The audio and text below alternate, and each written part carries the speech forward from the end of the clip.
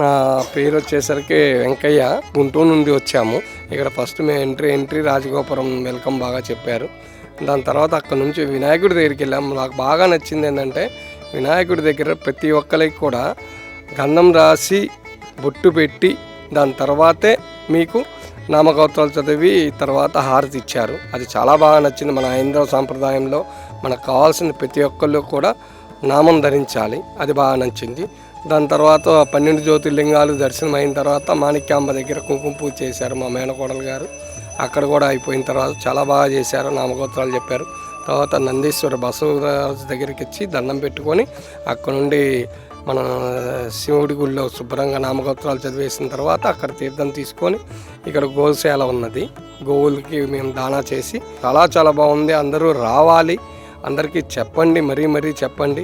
ఈ 12 జ్యోతిర్లింగాలు కూడా మనం దర్శించుకున్న పుణ్యభాగ్యం కలుగుతుంది.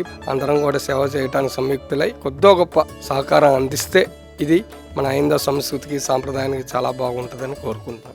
శిరస్సు వంచి నమస్కరించెద శ్రీ శ్రీ శ్రీ పుణ్యలింగే